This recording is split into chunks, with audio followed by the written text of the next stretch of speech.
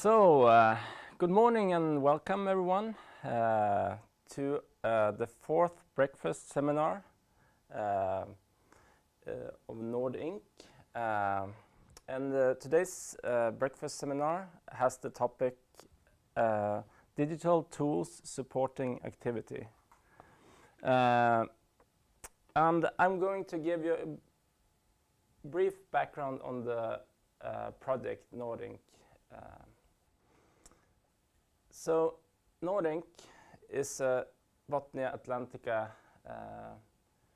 EU project, and the project works with innovation within the field of physical activity and health, and innovation within physical activity and health. And the partners of this project is Region Västerbotten and Umeå University, RISE, which is the Research Institutes of Sweden, Kortane Olympic Training Center in Finland, and Folkhälsan Finland.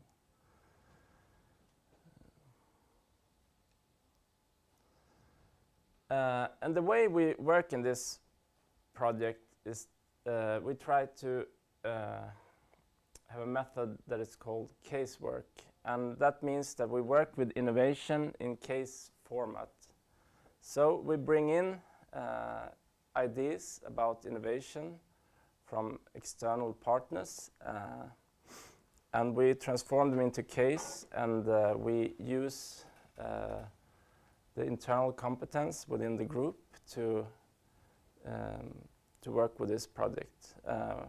We try to work with external contacts. We arrange conferences and seminars. We do research, we do practice, and also we have test beds locally to support all the innovation work.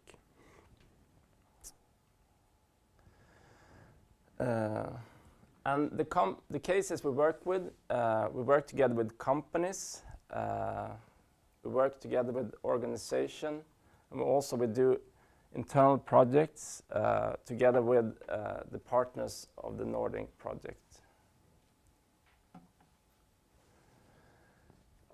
And this is the fourth in the series of our breakfast seminars. So previously we had one covering the topic of stress and recovery.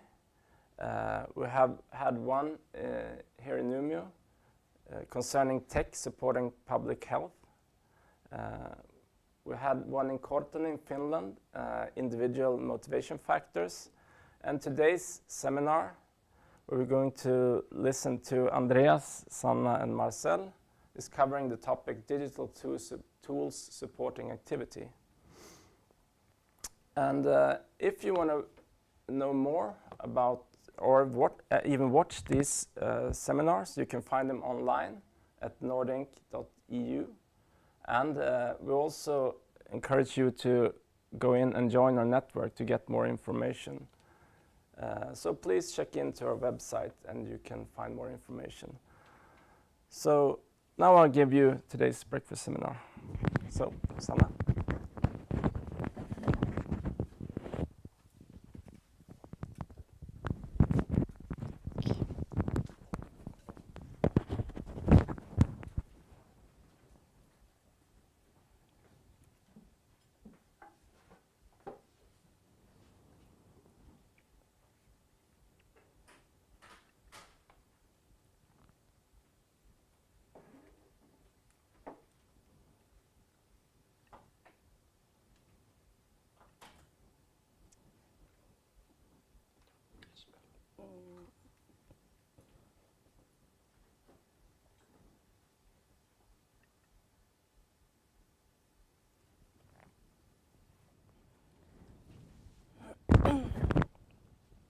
Okay, good morning, and again thank you for joining us today. My name is Sanna Wikberg. I'm a physiotherapist and also a master's student in sports medicine. I will talk about digitalization and functional resistance training in elder adults with low muscle mass. And I would like to start to ask you guys a question. How many of you regularly do resistance training as a part of your life today? All right, that's roughly 60%, I would say. And I was at the gym yesterday, and I was having a look around me, and I noticed it was maybe 70% men and 100% under the age of 60. And that's pretty much how it looks like today. The prevalence of doing any form of strengthening activities for people over the age of 55 is as low as 10 to 15%. So why am I talking about this? Well, as the number of elderly in the world are increasing, and in Sweden there are 2 million people over the age of 65. So I should have seen someone over the age of 60 at the gym yesterday, but I didn't. And with this increasing number of elderly people, more lifestyle diseases we observe. And that's, for example, overweight, the metabolic syndrome. We see cardiovascular disease, diabetes, but also a lot of falls and fractures. So there is a solution to this, and one part is resistance training. And that's not only good for the older adults, that's good for all of us. It helps the metabolic health, and it prevents osteoporosis, and it also creates a more independent lifestyle. But today there are 50% over the age of 80 that suffer from sarcopenia, which is low muscle mass and low muscle function. And that increases the fall risk and also the fractures. And the activities of daily living gets harder when you don't have enough of muscle mass and function.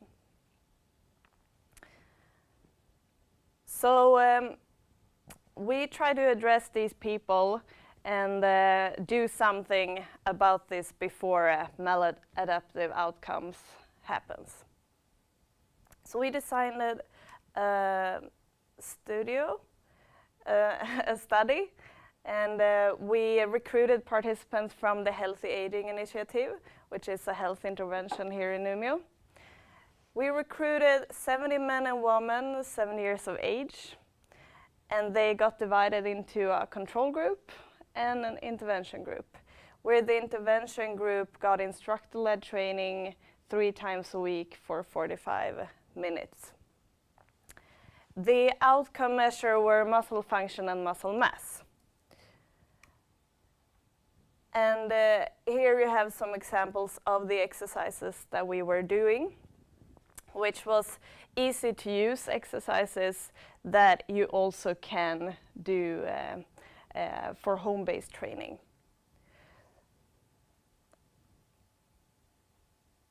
And the result of this training was that we did see a significant increase in muscle mass and muscle function. In mean, 1.2 kilograms was the increase in muscle mass. But then we asked ourselves, so how can we do this more cost efficient and with less resources? Because I can't train these people or all 70-year-old during my whole life or their whole life. So we designed a program where we did the training video-based.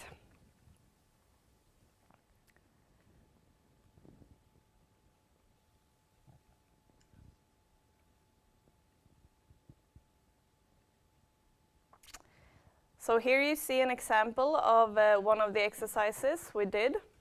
It's called squats, and you see one of the participants here in the video. when he does squats using a suspension band to minimize the risk of falls. We used backpacks that we could load with weights, for example books or water bottles or whatever you had at home. And then you could increase the exercises by doing the squats lower. And if you wanted the exercise to be even more difficult, you could do it on one leg. So we try to have some individual adaptation to the training.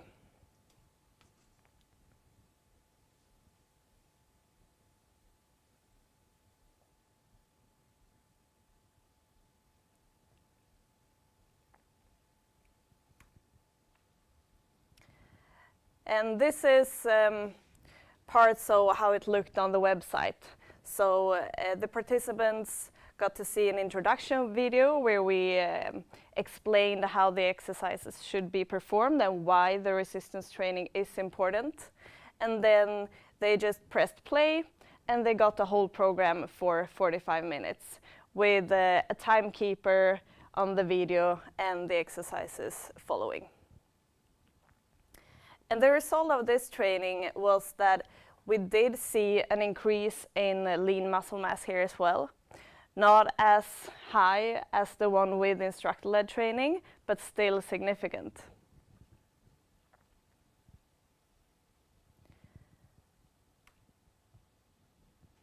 But after this, we try to understand more of the barriers to resistance training, because despite this knowledge of doing resistance training, the prevalence is still low.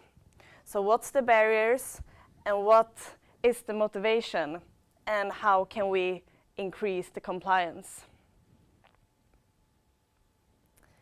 And barriers are, for example, which we've seen in previous studies, health issues, pain, tiredness, lack of social support, and lack of exercise facilities.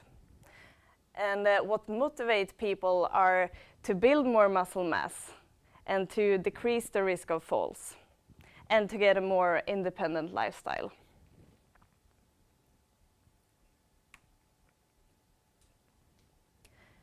I can ride a bike all the way up the hill, which I previously only managed halfway. Finally, I can play a whole round of golf without back pain. This morning, for the first time in several years, I could put on my underwear by standing on one leg. These were some of the quotes we found from the study we did, from the experiences of the digital training. So we saw that self-dependent routines and flexibility are main themes in this group of people.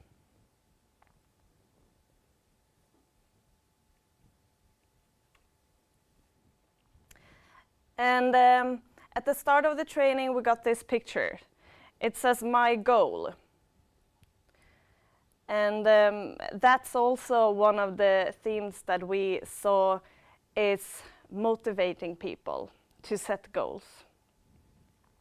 And the funny about this picture is that it was the same man that in the end of the study did 10 of these pull-ups.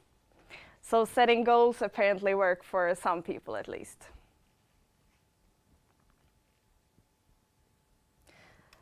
But what can we say about this?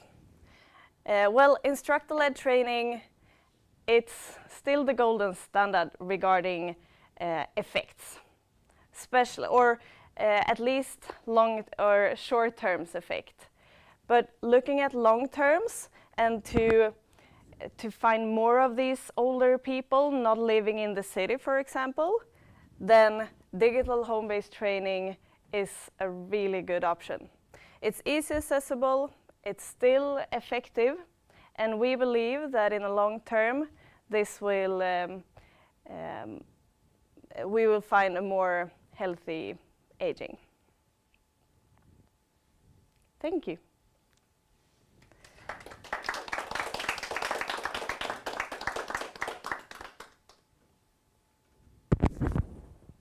Any questions?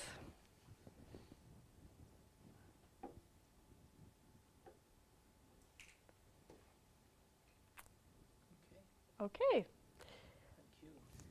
Marcel.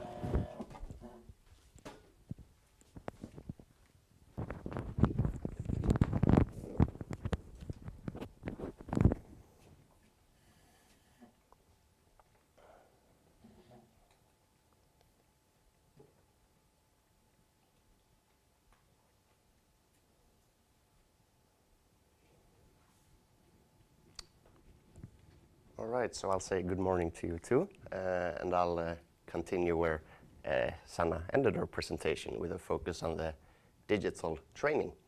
My name is Marcel, and I'm also a master's student in sports medicine. And I'm going to talk about part of the study that's been the base for my master thesis project.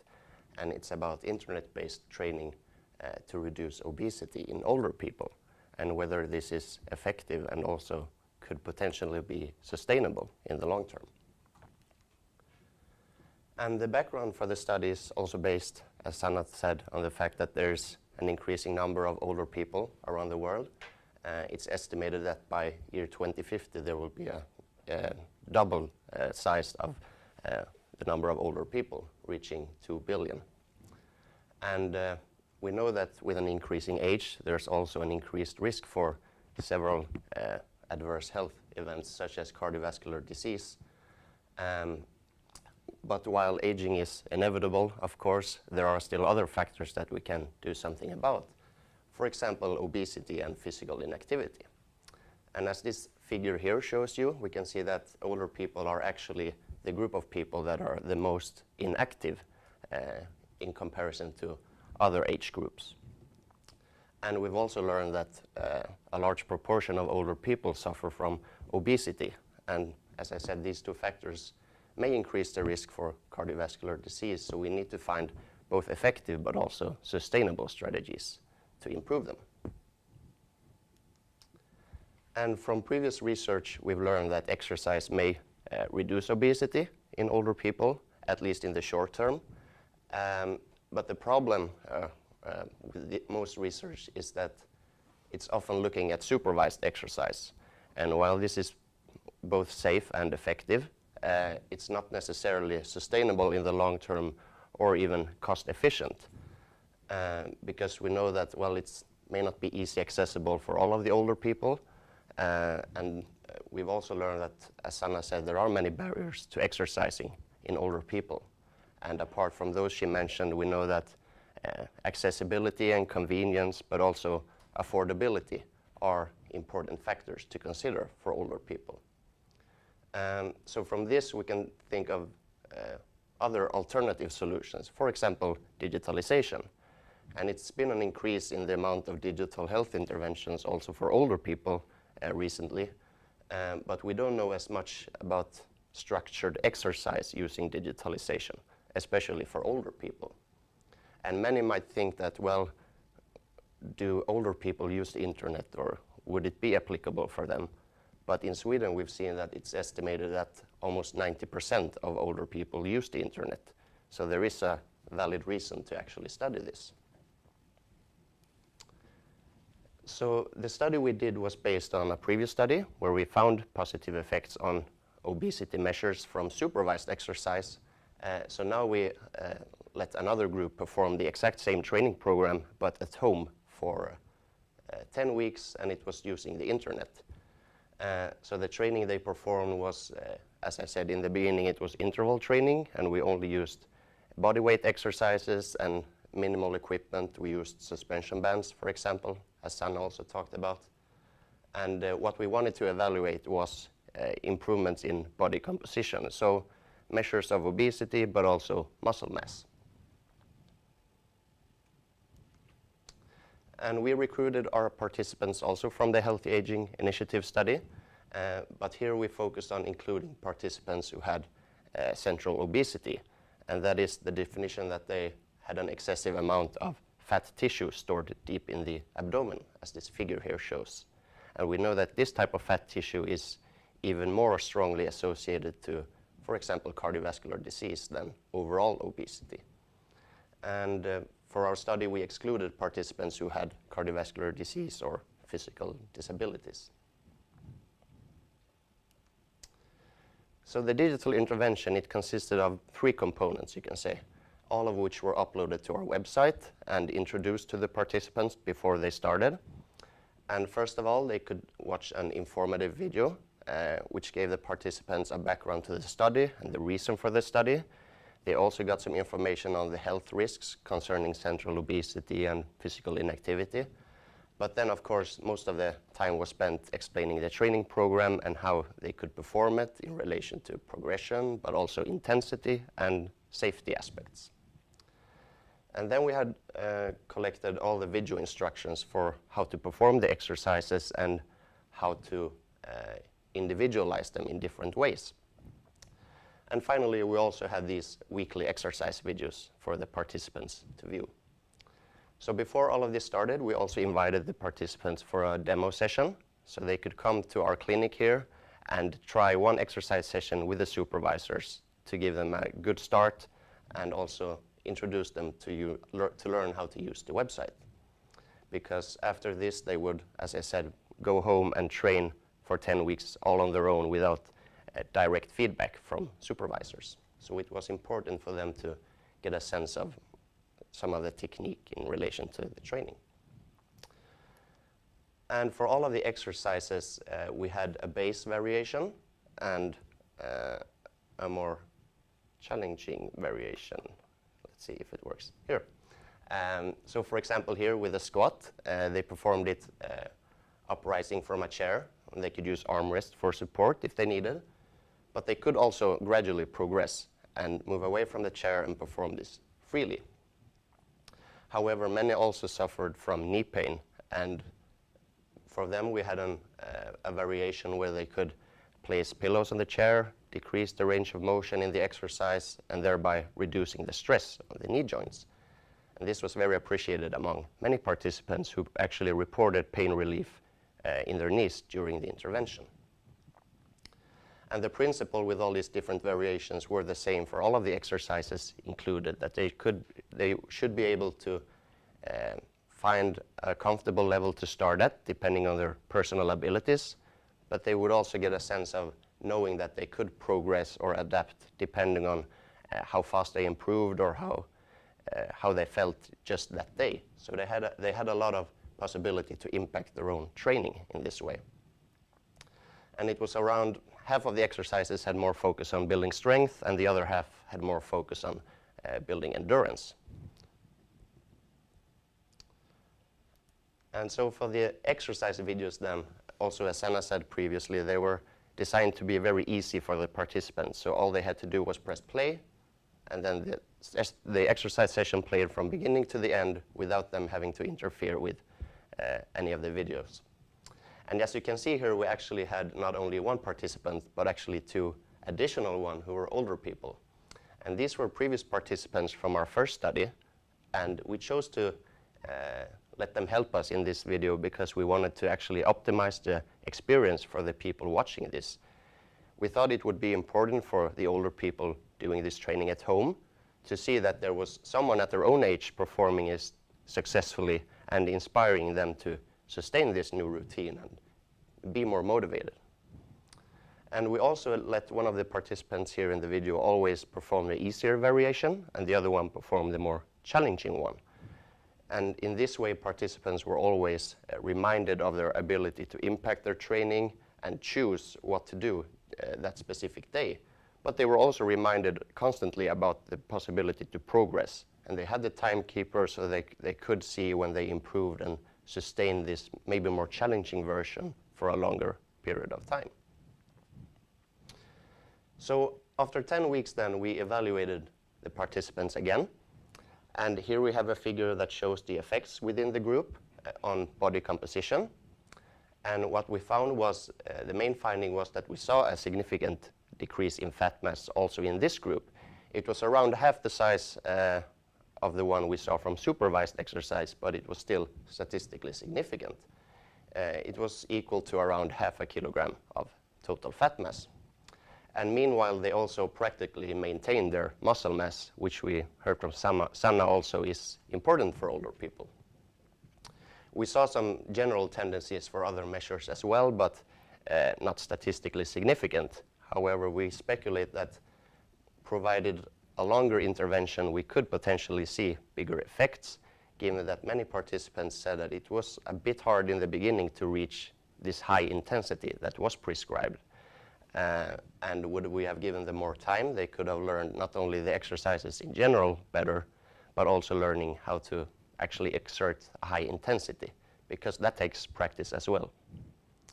But that leads us into the other question, that if we're going to do this for a longer period, then we have to think about their actual experience of performing this training and if they adhere to it. And well, they seem to adhere to it at least. Here we have a number showing that how many sessions they reported that they completed at home. And this number, 85%, is actually almost identical to the one we saw from supervised training, although this is self-reported.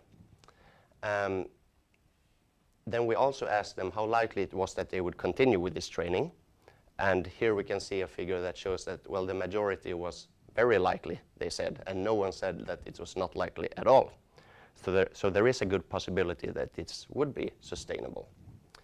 And we've also performed some interviews with many of the participants. And while we have not analyzed all of them, we've heard that many have indeed continued training and even asked for more progression and new videos.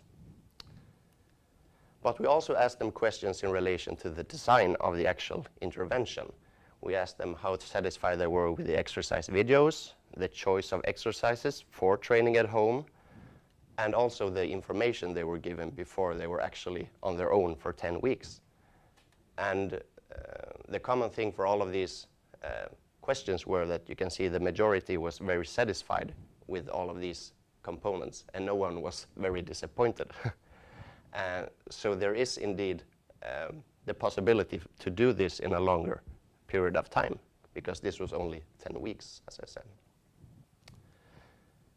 And then we need to consider, well, how do we proceed from here?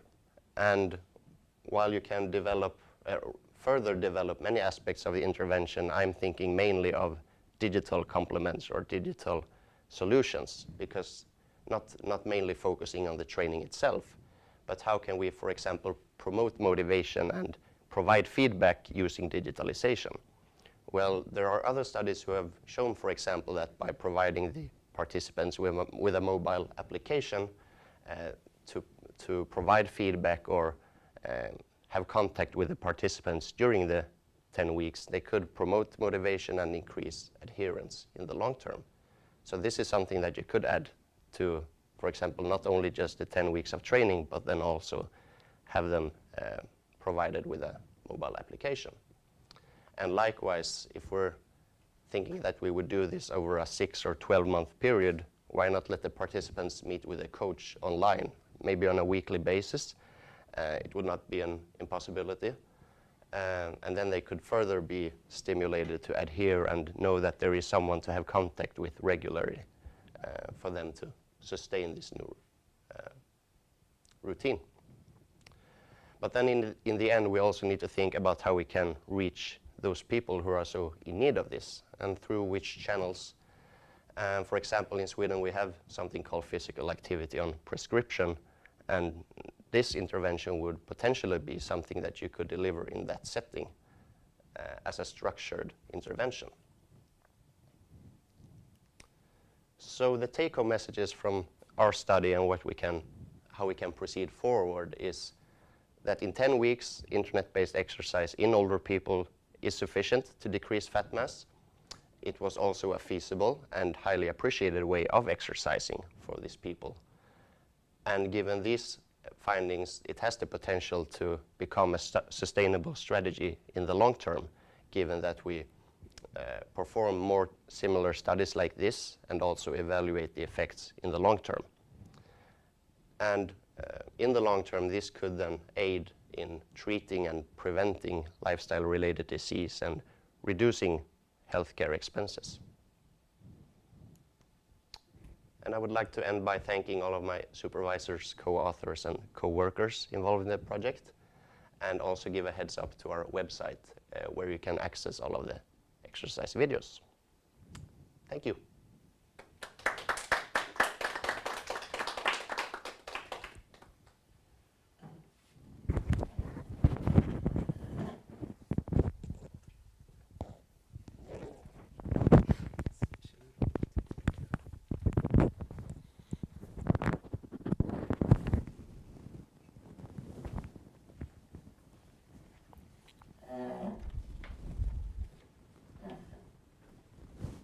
Okay, hello, my name is Andreas Hult. I'm a researcher in public health at Umeå University, and I'm also a research coordinator for the Nordic project. Today I'm going to describe a little bit how we have worked with one of our cases that is called 6,000 Steps for Better Health. And that is an integration between research, innovation and product development using the Nordic testbed as a resource. But let's start with the background. We all know that it's important to be physically active, not least after listening to Marcel and Sanna. And that is a prerequisite to have a healthy living, but also a healthy aging. But if we look at the numbers, we can see that only about 70% of the adult population in Sweden reaches the minimum level of daily physical activity. And also we should know that this is self-reported numbers, which indicates that the actual value might be even lower, as we tend to overestimate our own ability to be physically active. And what is maybe more alarming is that almost 12% of all the deaths in Sweden can be related to insufficient physical activity. And this together points to the possibility that we have quite big room for improvement. In order for us to be a little bit more active, we can also have a much healthier life and also postpone death a few years, hopefully. But we need better recommendations and motivating strategies for people to be more active. Because as I said, most people, almost all, know that it's important to be physically active, but still we see these trends that not enough persons are. So for this reason, the World Health Organization has issued guidelines for physical activity, stating for older adults that one should commence in 150 minutes of moderate to vigorous physical activity during the week. And this is the minimum recommendation. They also state that if you increase this amount of activity, you will have additional health benefits. This is based on several large systematic reviews where researchers has linked the association between daily physical activity and different diseases. This is one such study, which actually includes 174 prospective cohort studies, so it's a really large compilation of studies regarding physical activity. And it looks at the association or the risk reduction with increased daily physical activity for some of the most common diseases worldwide, including ischemic stroke and heart disease, diabetes, breast cancer and colon cancer.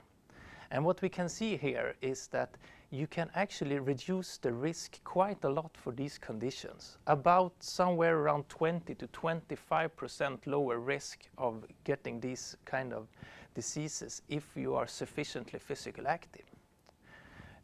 Also, it's quite interesting to see where the minimal recommendation lies in this graph.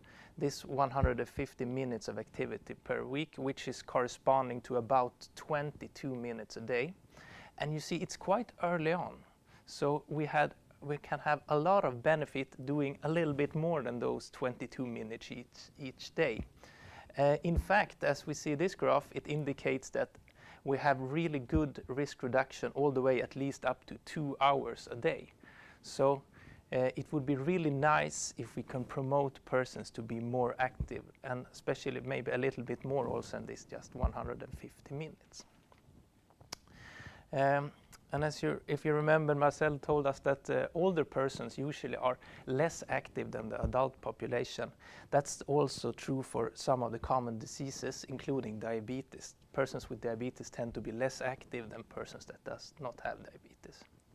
In fact, only about half of older adults with diabetes have been reported being physically active in the past year. And again, this is self-reported data, so probably the true answer is even lower than that.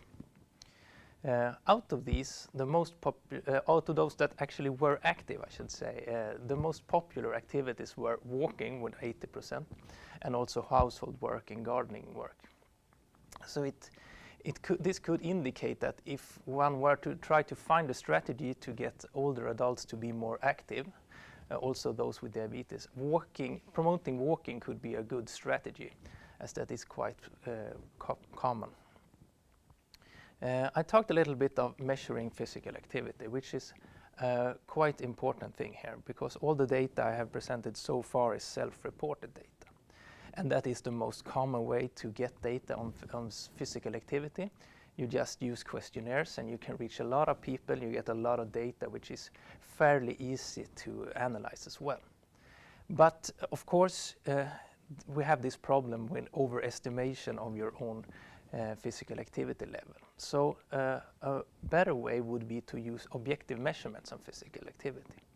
And this is the golden standard in research right now, using an accelerometer, which is basically an advanced step counter, you could say, which is attached to the body and tracks all your movement during the day. Usually you have measuring periods for about 1 week to get good values. And of course, this is much more costly, consumes more time, of course, and also more resources. And that is why it is a limitation with this method. But I would argue that all of you actually go around carrying an accelerometer all the days. Because today, the smartphones that we are using is actually equipped with an accelerometer, which all of a sudden give us the possibility to get a lot of objective data from the mobile phones as long as we're carrying them with us. So we don't really need to do this procedure with using external accelerometers if we were to be able to use the mobile phone as a way of tracking physical activity. What we did also, based on this large cohort study, the Healthy Aging Initiative that we heard about earlier, we did a comparison between physical activity that was self-assessed for 70-year-olds in Umeå. This is based on around 2,000 persons. And we asked them how active they were, and then we calculated that to see how many of them that would actually meet the minimum criterion of 150 minutes of physical activity per week. And what we found there was that 90% of the 70-year-olds in Umeå actually reached this recommended level, and that is a really good number, and it's even higher than the average for Sweden. So that's really good. But then, of course, we also had the accelerometer data, so we could compare if they would have this much activity if we use the objectively measured data as well. And I'm afraid to say we didn't really get that effect. Only 39% actually reached the limit of the 150 minutes per week with the accelerometer. And this stresses the importance to using objective measures when we want to understand how active persons actually are.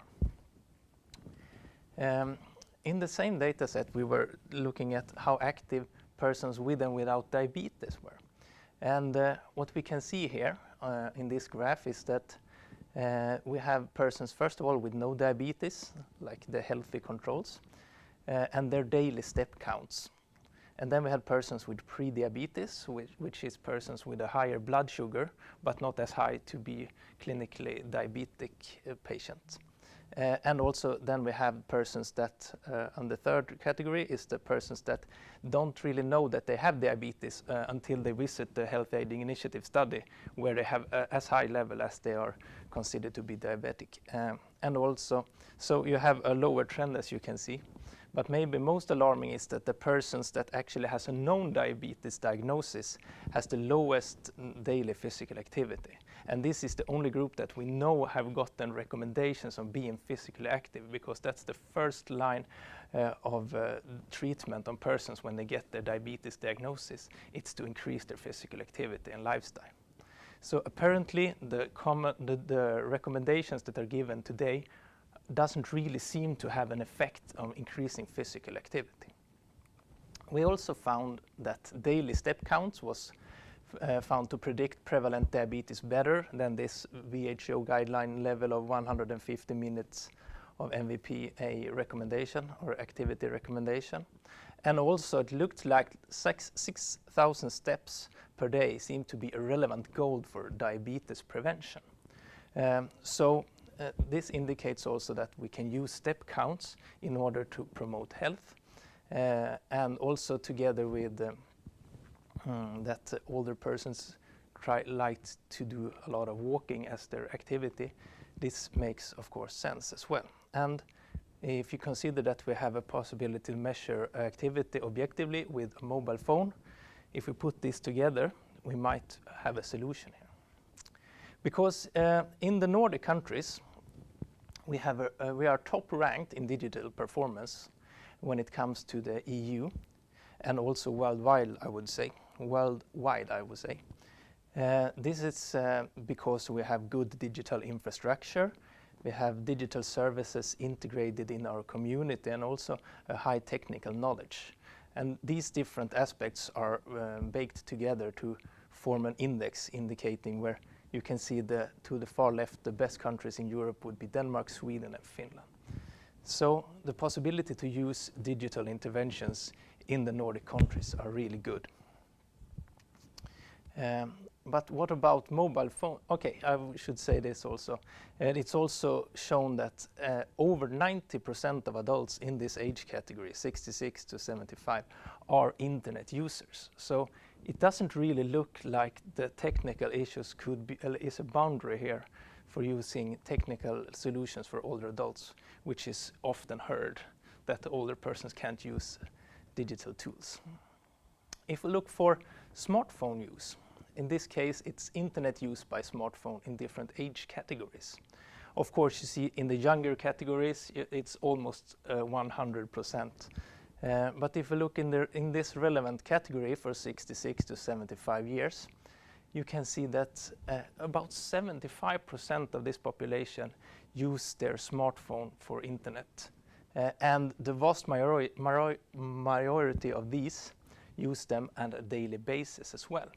So again, it looks like the smartphone can be a feasible alternative for health promotion. So with this in mind, and using the Nordic project to help us, we used focus group. And in this case, we did it with Nordic project partner RISE Interactive Institute, where we invited older persons to discuss aspects of motivational factors for physical activity. And for example, which of the preferred activities they like to do. And it was quite apparent that there were a vast number of different activities. Some persons like to go to facilities to train, others like to shopping wood. But the common theme was that a lot of persons saw that the daily walk was an important part of their daily physical activity. So again, it seems that walking is an important part of in achieving your physical activity goals. There were also discrepancies on the social aspects, while some said that I will always need to have someone with me when I'm training. It's really important because I wanted to do it with my friend or so. Or other could say that when I'm on my daily walk, I don't want to be disturbed by anyone. I just want to be alone with my thoughts. So probably if you're going to try to find some kind of solution, it should be maybe, you can't find maybe one that fits all, but you need to individualize in a lot of ways in order to try to find different motivational strategies to improve physical activity.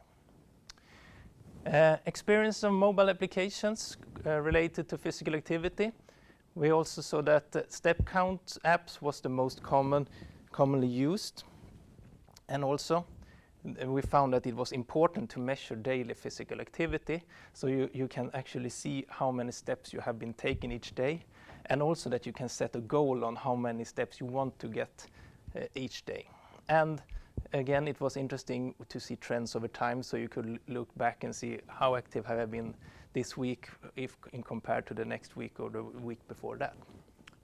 So taking this all together, and again with the help of the Nordic project, we got in contact with Celel AB, which is a company that is software development, and we started to put together a mobile application based on these prerequisites that we have identified in the focus group, that it was supposed to be a daily step activity.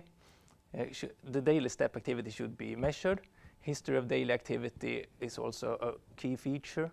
Goal setting, and also a feedback feature to the participants, so that when you reach your goal, you get some kind of message, so you can appreciate that you have been good in, so to speak. Here also you can see a prototype of the mobile application. And then this prototype was used in iterative development, which basically means that you give out the prototype, in this case to older adults, and they are allowed to test it, and they come back and we interview them. We get feedback on the design, if it was user-friendly, and also if the technology worked. And based on the feedback, you rearrange the app a little bit, try to do it better, and then you again find another persons that can test the app, and then you get feedback.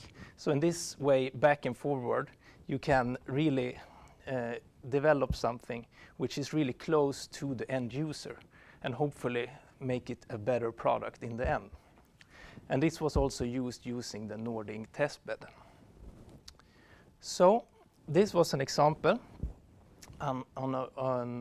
from how research can go through innovation and product development and end up with a product that hopefully can promote better health. Thank you.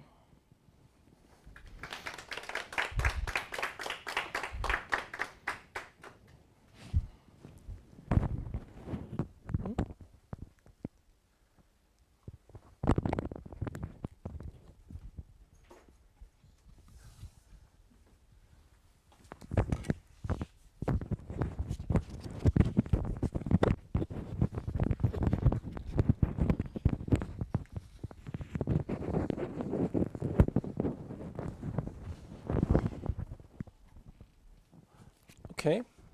Then we would like to wrap up this session by thanking Andreas, Sanna, and Marcel for these really interesting talks about digital tools and how you can use digital tools for supporting activity. And if you want to know more about this innovation within physical activity, or if you want to watch these sessions again, these breakfast seminar sessions, you can find them online. And as I said before, we really like you to contact us by signing up on our website, so we can get in contact with you. So please visit us at nordic.eu, and thank you for today.